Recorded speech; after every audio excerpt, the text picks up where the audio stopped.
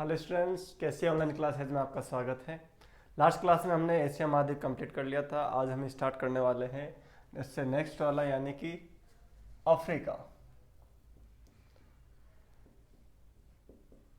Africa महाद्वीप हम आज स्टार्ट करने वाले हैं। अगर हम अफ्रीका महाद्वीप की बात करें तो इसके बारे में जो सबसे मुख्य चीज़ें हैं नॉर्मल सी सब लोग जानते हैं, जैसे कि ये क्या है, दूसरा सबसे बड़ा महाद्वीप है। दूसरा सबसे बड़ा महाद्वीप। पहला कौन सा हो गया अपना एशिया, दूसरा हो गया अफ्रीका। ठीक है। अगर हम क्षेत्रफल की दृष्टि से बात करें तो ये कुल भूभाग का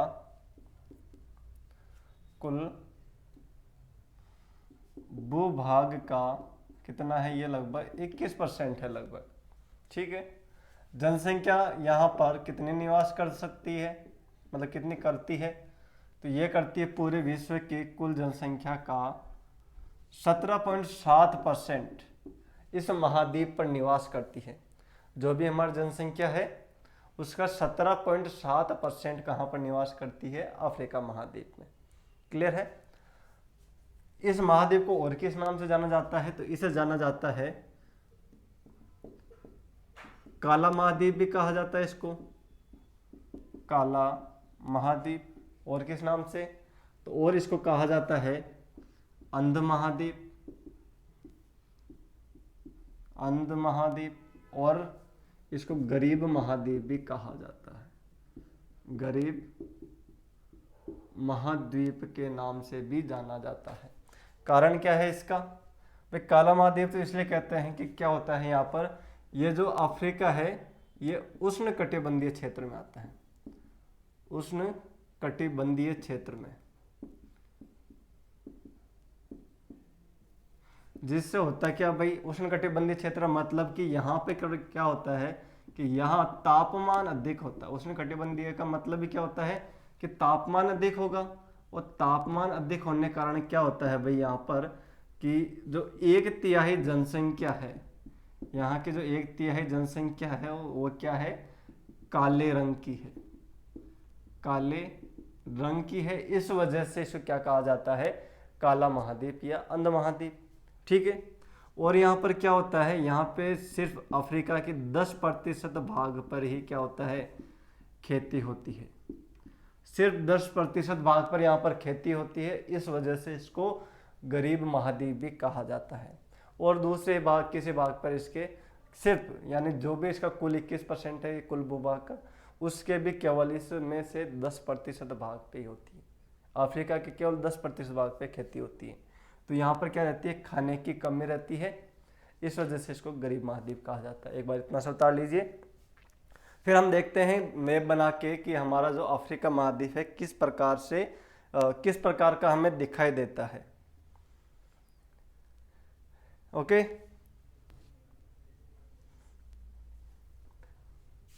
अगर इसमें एक और लिख लो खोज के बारे में। अगर हम बात करेंगे भाई आपका जो अफ्रीका महाद्वीप था, अफ्रीका महाद्वीप की खोज किसने की, तो इसकी खोज की थी डेविड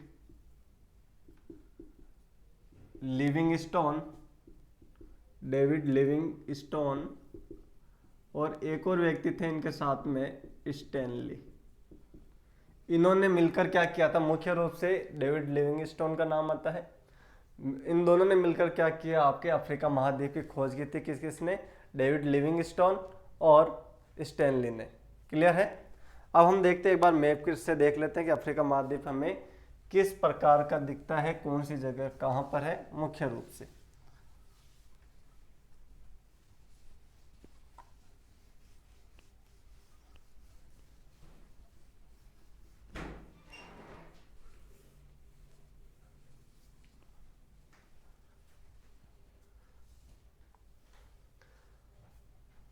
अफ्रीका,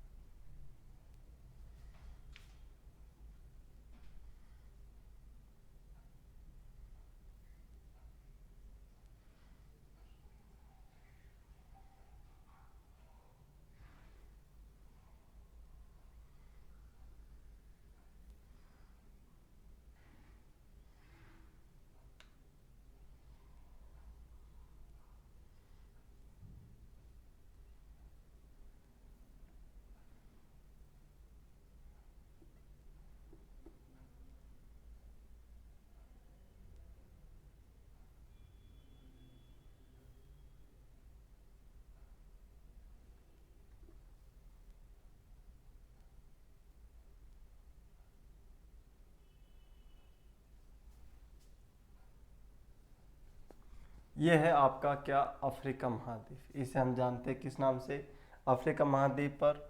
अगर हम देखें और यहाँ पर क्या क्या चीज़ें पाई जाती हैं मुख्य रूप से, तो यहाँ पर आपके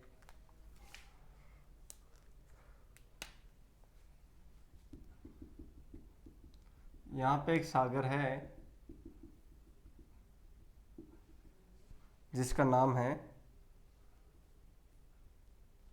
काला सागर, सॉरी, भूमध्य सागर, जिसका नाम है भूमध्य सागर। आपके अफ्रीका महाद्वीप के जस्ट ऊपर कौन सा सागर पाया जाता है, भूमध्य सागर। यहाँ से हमारे क्या होता है, एक नहर निकलती है, ये यहाँ पे, यहाँ से टच होते हुए इधर जाती है, जिसका नाम है आपका स्वेज नहर, जिसका नाम है स्वेज नहर। ठीक है, यहीं पर एक और आपका सागर है जिसका नाम है, ये आपके स्वेज नहर से मिलता है, जिसका नाम है लाल सागर, लाल सागर। ठीक है, और इधर हम देखें तो इधर हमारे क्या है, यहाँ पर एक द्वीप पाया जाता है जिसका नाम है मेडागास्कर, जिसका नाम है मेडागास्कर। और इधर हमारा क्या आता है, यहाँ पे ये पूरा आपका हिंद महासागर का भाग है। किसका भाग है ये, हिंद महासागर है यहाँ पर पूरा। तो ये मेडागास्कर भी कहाँ पर आएगा, ये भी आपके हिंद महासागर में आता है।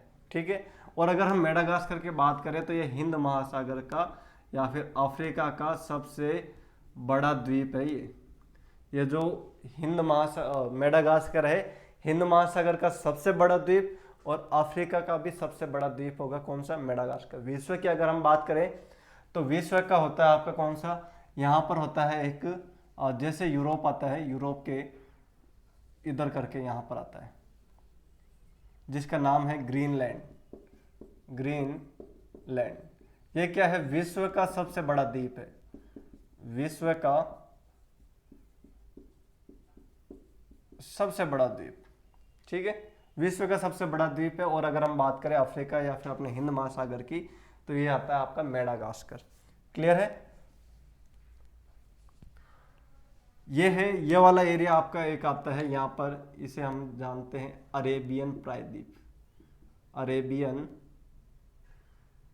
प्रायद्वीप, जो कि क्या है, विश्व का सबसे बड़ा प्रायद्वीप है। कारण क्या है, प्रायद्वीप क्या होता है भाई, तीन तरफ से पानी से, तो इधर से भी पानी है, इधर भी पानी है, और यहाँ पर भी पानी है। इस वजह से ये क्या एशिया में आता है। वैसे एशिया में हमने पढ़ा भी था इसके बारे में कि सबसे बड़ा प्रायद्वीप है। क्लियर है, ये स्वेज नहर हो गई यहाँ पर। और इस जगह पर यहाँ पर क्या होता है, आपके यूरोप और अफ्रीका दोनों मिलते हैं, यहाँ पे कुछ पॉइंट मिलते हैं। तो यहाँ पे एक क्या है, जल संधि है यहाँ पे, जो दोनों क्या करती है, अलग करती है। इस जल संधि का नाम है आपका जिब्राल्टर, जिब्राल्टर जल संधि। ठीक है, ये क्या है आपकी जिब्राल्टर जल संधि है यहाँ पर।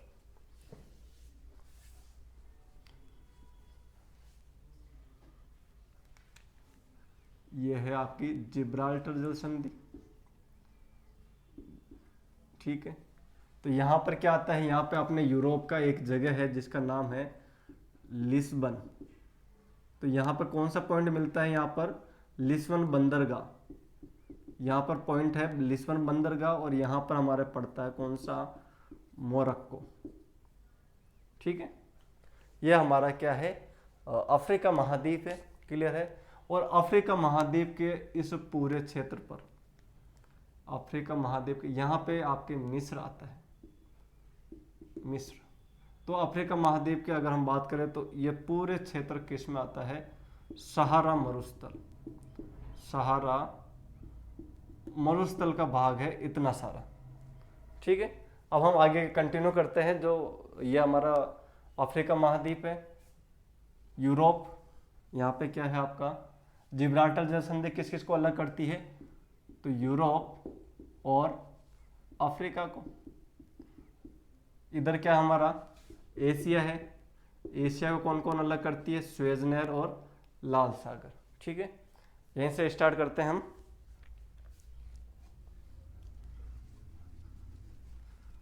पहले जल संधियां देख लेते हैं भाई कौन कौन सी इससे अलग होता है ये।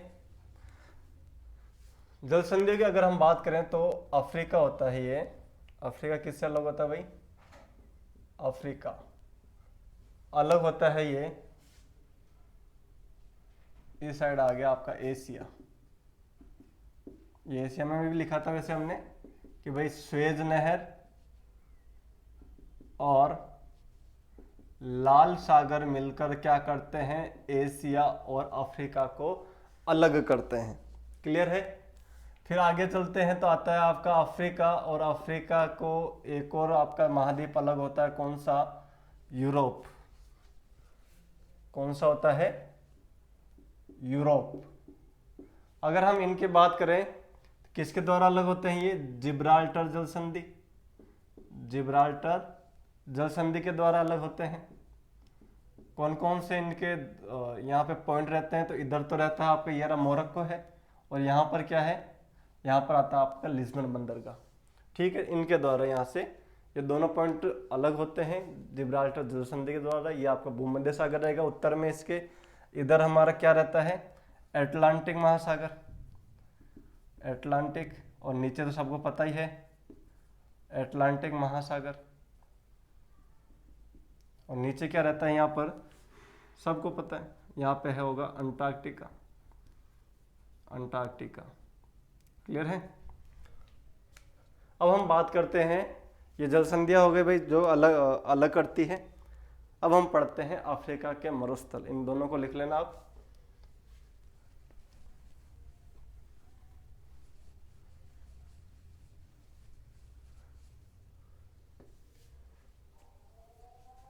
अफ्रीका के मरुस्थल। मरुस्थल की अगर हम बात करें तो सबसे पहले नाम आता है किसका? सहारा मरुस्थल। सबने नाम सुना होगा, सहारा मरुस्थल। सहारा अगर मरुस्थल की अगर हम बात करें तो ये अफ्रीका के कितने भाग पर फैला हुआ भाई? अफ्रीका के लगभग 10% भाग पर फैला हुआ है। ठीक है, पूरे 10% भाग पर क्या है? यह है सहारा मरुस्थल। क्षेत्रफल की अगर हम बात करें इसके तो क्षेत्रफल आता है लगभग 84 लाख किलोमीटर स्क्वायर। कितना आता है? 84 लाख किलोमीटर स्क्वायर। ये पूरा जो भाग आप देख रहे हो ये वाला, ये पूरा सहारा मरुस्थल है। कौन सा है ये? सहारा मरुस्थल है पूरा। ठीक है, यहाँ पे पूरे में क्या है? सहारा मरुस्थल है। बहुत बड़े भाग पर है सहारा मरुस्थल। ठीक है, सहारा मरुस्थल है। यहाँ पर एक जनजाति पाई जाती है। कौन सी? बद्दू नामक जनजाति पाई जाती है भाई। बद्दू नामक जनजाति पाई जाती है। ठीक है, आगे हम चलते हैं तो मरुस्थल के अगर हम और अफ्रीका के अगर मरुस्थल की बात करें तो यहां पर आते हैं एक नमीबा। नमीबा मरुस्थल। नमीबा मरुस्थल की बात करें हम तो ये जो भी मरुस्थल है किससे निर्माण हुए? ये महासागरीय जलधाराओं से। महासागरीय जलधाराओं द्वारा इनका निर्माण हुआ है। ठीक है, यहां पर भी एक जनजाति पाई जाती है। उस जनजाति का नाम है आपका टोंड जनजाति। कौन सी? टोंड जनजाति नामक पाई जाती है। कहां पर? नमीबा मरुस्थल में इसका निर्माण हुआ है। किस प्रकार से? महासागरीय जलधाराओं के द्वारा। ये एक ठंडा है भाई, ठंडा मरुस्थल, बहुत ज्यादा तापमान कम रहता है इसका। ठीक है, यहां पर आपके नमीबा नामक देश पाया जाता है इस जगह। और यहाँ पे नीचे वाला जो भाग होता है यहाँ पर रहता है दक्षिणी अफ्रीका।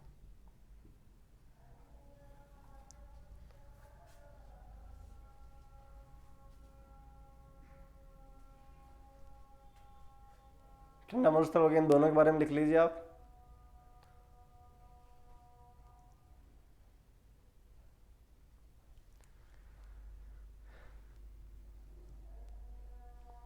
ओके, आगे चले।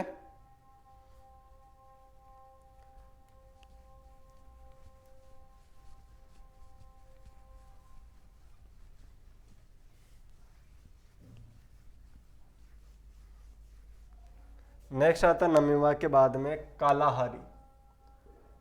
कालाहारी मरुस्थल। कालाहारी मरुस्थल की अगर हम बात करें तो यहाँ पे एक जनजाति पाई जाती है। भाई जनजाति मुख्य है, इनमें से कोई ना कोई क्वेश्चन आता है और ये क्वेश्चन आया हुआ है कालाहारी का। तो यहाँ पे जो जनजाति पाई जाती है ये है वुसमैन जनजाति।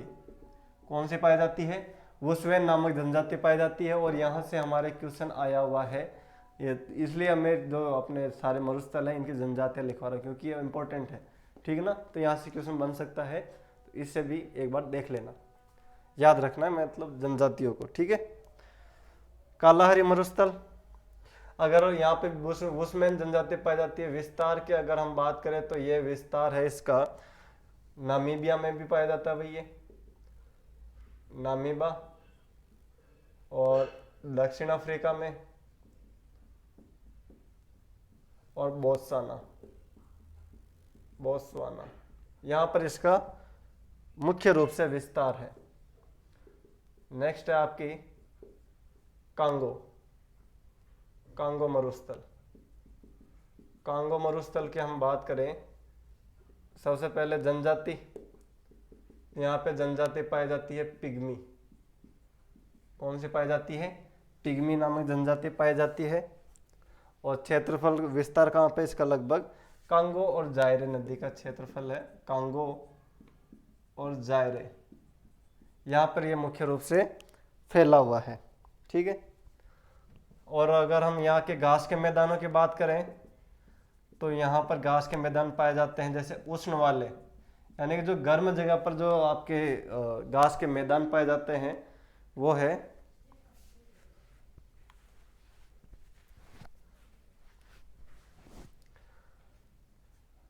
घास के मैदान। उष्ण वाले जो घास के मैदान है उन्हें जाना जाता है सबाना के नाम से, सबाना, ठीक है। और जो शीतोष्ण होते हैं, गर्म वालों को हम सबाना के नाम से जानते हैं, और शीतोष्ण होते हैं, शीतोष्ण को जानते हैं वेल्डास के नाम से। और ये सबाना पाए जाते हैं ये यहाँ पे इन क्षेत्र में, इसे टच होते हुए, सहारा से टच होते हुए। प्रेजेंट में क्या हो रहा है भाई, सहारा मरुस्थल हमारे बढ़ता जा रहा है, आगे बढ़ रहा है, विस्तार कर रहा है। और इसी के साथ क्या भाई, ये बढ़ रहा है और ये क्या होता जा रहा है, इधर कम होता जा रहा है, ठीक है। मुख्य रूप से आपके जो गायों को या फिर जानवरों को क्या होता है, चराने के लिए सबाना महत्वपूर्ण है। तो यहाँ पर क्या होता है भाई, सबसे ज़्यादा जानवर पाए जाते हैं सबाना में, और सबसे ज़्यादा जानवर पाए जाएंगे तो सबसे ज़्यादा शिकार भी अपने यहीं पे होते हैं, कहाँ पे, सबाना के अंदर। और ये सबाना कहाँ, सहारा मरुस्थल के जस्ट आपके नीचे की साइड आता है, ठीक है। घास के मैदान दो, उष्ण को हम कहते हैं सबाना, शीतोष्ण को वेल्डास। क्लियर है? आगे चलते हैं हम।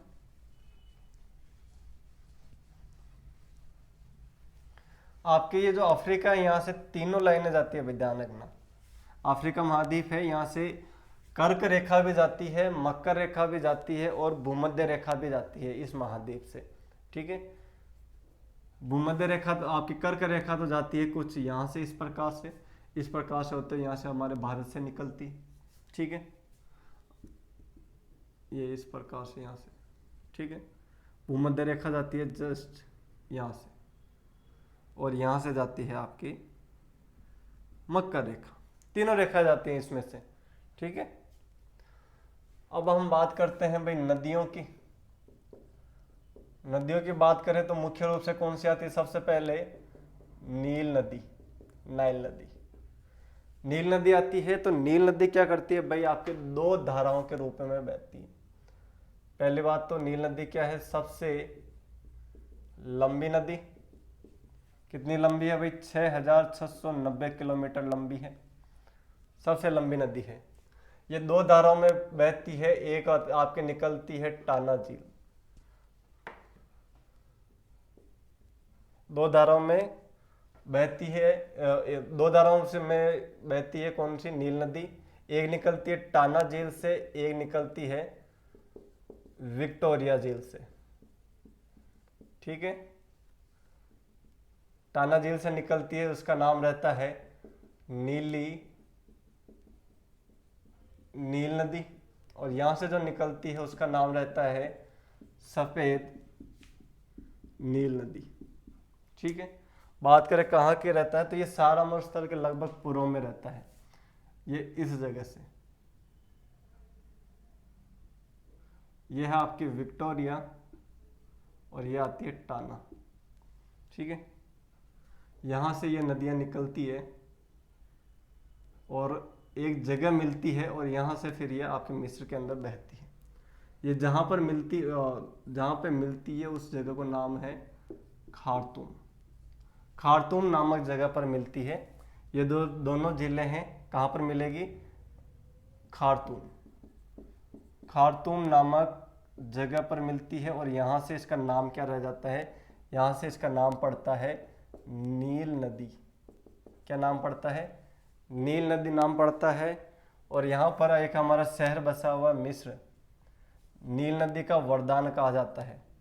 नील नदी का वरदान, नील नदी का वरदान हम कहते हैं किसको? मिस्र देश को कहा जाता है। क्लियर है?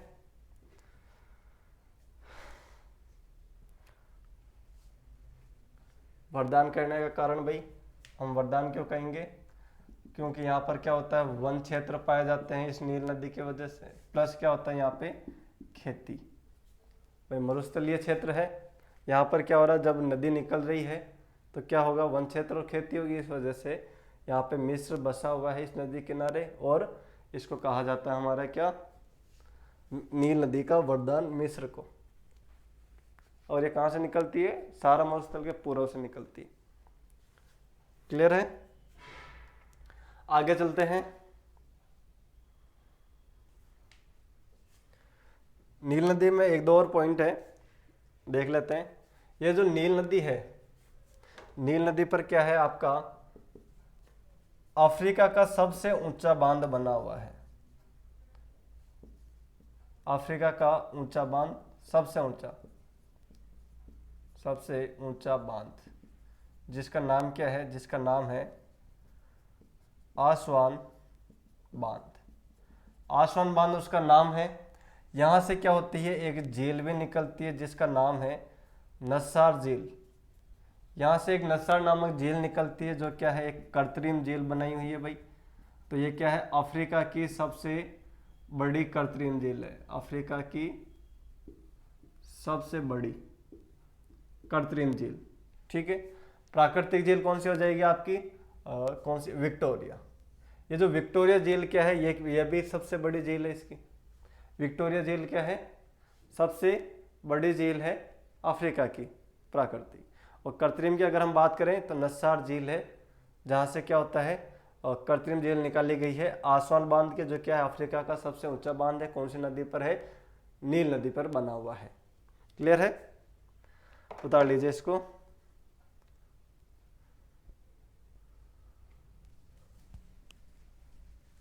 नील नदी भाई सबसे लंबी नदी, दो धाराओं में निकलती है, एक टाना झील से, एक विक्टोरिया झील से।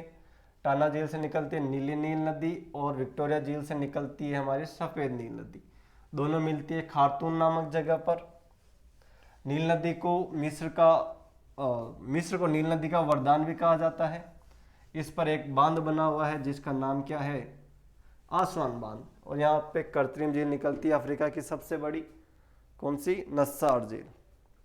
आगे आता है कांगो व जायरे। कांगो जायरे। कांगो जायरे की अगर हम बात करते हैं तो ये कहाँ से निकलती है भाई नदी? कांगो नदी ये निकलती है, जायरे की पहाड़ियां हैं, मितुम्बा पहाड़ियां, मितुम्बा पहाड़ियों से निकलती है। ये उद्गम होता है इसका, ठीक है, कांगो का। और अंत में आगे जाके कहाँ पर पहुंच जाती है? तो यह आगे जाके अपने क्या करती है, कांगो नदी निकलती है मितुम्बा पहाड़ियों से। मितुम्बा पहाड़ियों से निकलने के बाद ये क्या करती है भाई? भूमध्य रेखा को 2 बार काटती है। भूमध्य रेखा को 2 बार काटती है या 2 बार गुजरती है भूमध्य रेखा से। ठीक है, भूमध्य रेखा से 2 बार गुजरेगी। यहाँ पे एक जनजाति पाई जाती है, अभी मैंने लिखवाई थी, कौन सी? पिग्मी जनजाति। इस नदी में कौन सी जाति पाई जाती है? पिग्मी जनजाति पाई जाती है। ठीक है, और ये क्या भाई, अफ्रीका की दूसरी लंबी नदी है, लंबी नदी। और अगर पानी की दृष्टि से देखा जाए तो ये पहली आती है भाई। ठीक है, पानी की दृष्टि से देखे जाए तो सबसे ज्यादा पानी लेकर बहती है। आगे एक और नदी आती है आपका नाइजर नदी। नाइजर नदी, नाइजर नदी की अगर हम बात करें तो इसे किस नाम से जाना जाता है? इसे तेलताल नदी के नाम से भी जाना जाता है। तेलताल या पाम तेल नदी, पाम तेल नदी के नाम से जाना जाता है इसको, नाइजर नदी को। ठीक है, यहाँ पर एक बांध बना हुआ है, केंजी बांध, केंजी बांध। ठीक है, यहाँ पर एक और नदी पाई जाती है जिसका नाम है अफ्रीका में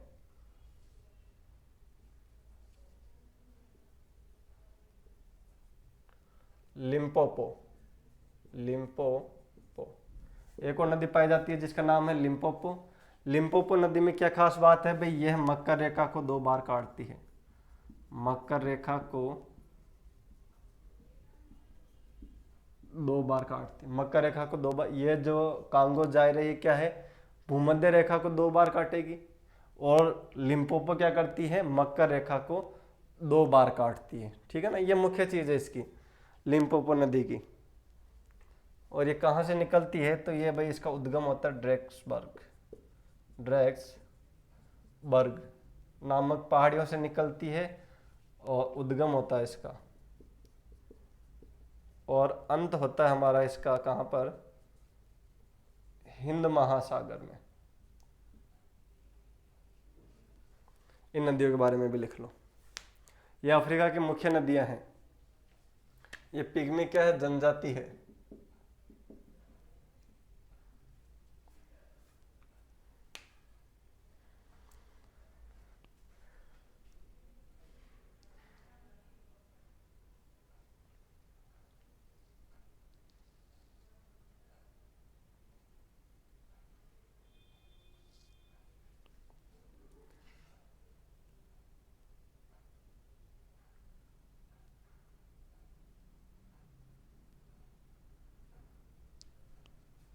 ओके, आगे चलते हैं। नदियां कंप्लीट हो गई।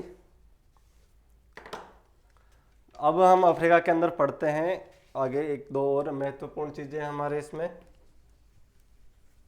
कांगो नदी और लिम्पोपो नदी से क्वेश्चन आया हुआ है कि कौन सी भूमध्य रेखा को 2 बार काटती है और कौन सी मकर रेखा को 2 बार काटती है। तो इसमें हमारा एक दो क्वेश्चन बने हुए हैं इससे।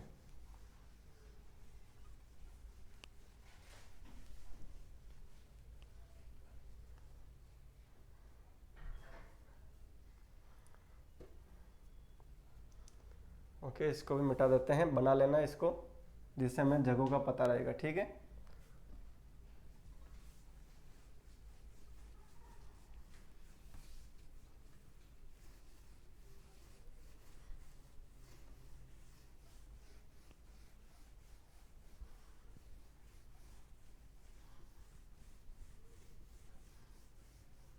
ओके भैया। अगर अफ्रीका की 2 मुख्य पर्वत श्रेणियां हैं, 2 हैं, कौन कौन सी? एक तो है आपकी एटलस। एटलस है जो क्या है भाई, अफ्रीका की मुख्य पर्वत श्रेणी है। ये क्या है, नवीन मोड़दार पर्वत है, नवीन मोड़दार पर्वत। विस्तार की अगर हम बात करें तो इसका विस्तार कहाँ कहाँ है? इसका विस्तार है आपका बोत्सवाना और ट्यूनीसिया और अल्जीजिया। यहाँ पर मुख्य रूप से ये फैली हुई है एटलस पर्वत श्रेणी। ठीक है, नहीं बोत्सवाना नहीं, बोत्सवाना में तो क्या था, मरुस्थल था।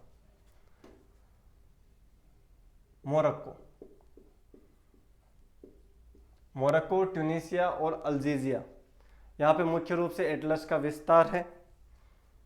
अगर हम बात करें इसकी ऊंची चोटी की, तो यहाँ पर चोटी है इसकी तुस्कल, तुस्कल जो है लगभग 4165 किलोमीटर ऊंची।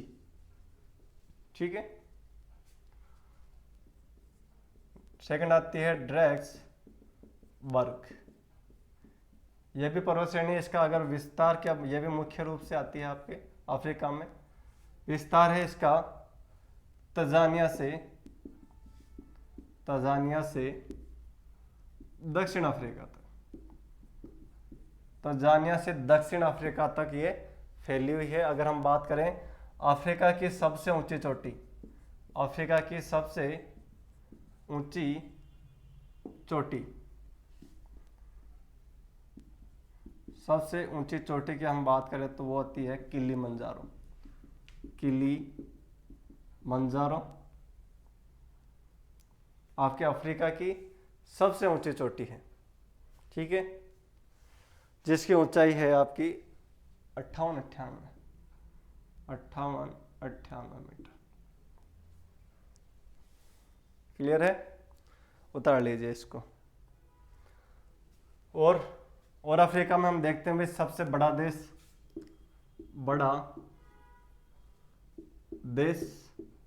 दो नजरिए से रहेगा भाई बड़ा। एक तो कौन सा, क्षेत्रफल की दृष्टि से, और एक रहेगा जनसंख्या की दृष्टि से।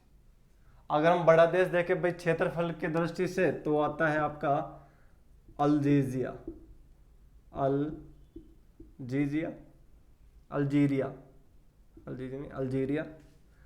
जनसंख्या की दृष्टि से आता है आपका नाइजर। जनसंख्या की दृष्टि से सबसे बड़ा देश नाइजर, और क्षेत्रफल की दृष्टि से अल्जीरिया। ठीक है। और हमारे अफ्रीका के अंदर जो मुख्य क्वेश्चन बनते हैं वो लिख लेते हैं हम एक बार, इसको उतार लीजिए। सबसे बड़ा देश हो ही गया।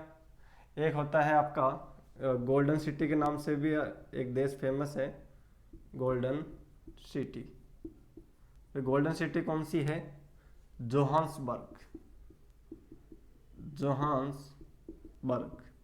जोहान्सबर्ग नामक शहर है, जो किस नाम से फेमस है, गोल्डन सिटी। कारण क्या है, यहाँ पे सर्वाधिक सोना होता है, सर्वाधिक सोना। ठीक है। अफ्रीका में एक होती है डायमंड,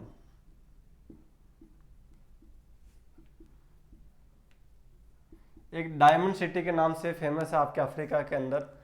और देश में बात करें क्षेत्रफल की दृष्टि से अल्जीरिया, जनसंख्या नाइजर। गोल्डन सिटी के नाम से फेमस है आपके जोहान्सबर्ग, जहां पर क्या होता है, सबसे ज्यादा सोना होता है। ठीक है।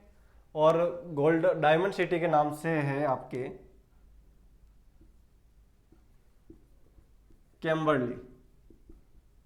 कैम्बरली नामक जगह है, जो कि जिसे किस नाम से फेमस है, डायमंड सिटी के नाम से फेमस है आपके। क्लियर है। ओके, मिटा देते हैं इसको, आगे चलते हैं।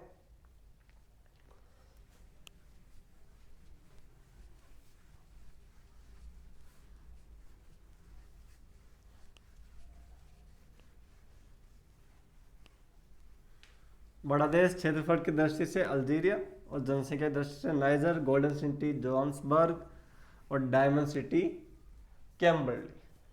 क्लियर है भाई। अफ्रीका में एक हमारा देश है कौन सा, मिस्र, जिसकी राजधानी क्या है, काहिरा। इसे किस नाम से जानते हैं भाई, इसे जानते हैं क्या, नील नदी का वरदान। नील नदी का वरदान कहा जाता है, नील नदी का वरदान किसको, मिस्र को कहा जाता है। क्लियर है। यहां पर क्या है, मिस्र के अंदर भाई एक स्वेज नहर है, स्वेज नहर, जो क्या करती है, भूमध्य सागर को जोड़ती है किससे, लाल सागर से। भूमध्य सागर को जोड़ती है लाल सागर से कौन, स्वेज नहर। स्वेज नहर को बनाया गया था कब, 1859 के अंदर इसका निर्माण हुआ था। कब निर्माण हुआ था, 1859 के अंदर। और ये मिस्र के अंडर में आ गई थी ये 1956 के अंदर। कब आ गई थी? 1956 में इसका राष्ट्रीयकरण किया गया। राष्ट्रीयकरण किया गया कब? 1956 में। और किसको सौंप दिया गया? मिस्र को सौंप दिया गया था इसको। तो यानी इसके ऊपर जो भी टैक्सेस वगैरह लेता है, कौन लेता है? मिस्र लेता है। और यहाँ पे विश्व के व्यापार का बहुत बड़ा भाग सुएज नहर से होता है भाई। सुएज नहर से बहुत बड़ा भाग आपके व्यापार का किया जाता है। किससे? इस सुएज नहर के द्वारा। ठीक है, ये लगभग अगर इसकी लंबाई की हम बात करें तो इसकी लंबाई है 160 किलोमीटर के आसपास। 160 किलोमीटर लंबी आपके नहर को खोद के बनाई गई थी। कितनी चौड़ी है ये? 15 से 20 मीटर तो गहरी है ये। कितनी गहरी है? 15 से 20 मीटर गहरी है। और 2 जहाज निकल सके बस इसमें इतनी जगह कि एक जहाज इधर चला जाएगा और एक जहाज इधर चला जाएगा, बस इतनी जगह है। और सबसे व्यस्तम नहर है आपकी ये। ठीक है, लिख लेना इसको।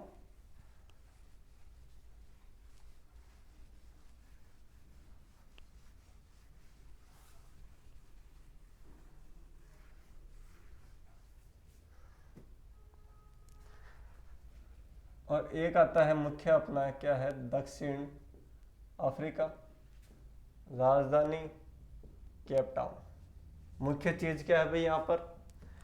मुख्य चीज की देखें तो यहाँ पे सर्वाधिक, विश्व में अगर सर्वाधिक क्या उत्पादन होता है यहाँ पे? प्लेटिनम। प्लेटिनम का उत्पादन होता है यहाँ पर विश्व में सबसे ज्यादा। कहाँ पर? दक्षिण अफ्रीका में। ठीक है, और क्या है यहाँ पर? एक खान है भाई दक्षिण अफ्रीका में, प्रिटोरिया। प्रिटोरिया नामक एक खान है। ठीक है, प्रिटोरिया नामक क्या है? एक खान है। खान मतलब समझ रहे हो, जहाँ पे खुदाई होती है कोई भी मिनरल्स निकालने के लिए। तो दक्षिण अफ्रीका में के एक प्रिटोरिया नामक खान है। यहाँ से किसकी खान है ये? हीरो की खान है। हीरो की खान है। इसमें हुआ क्या था भाई?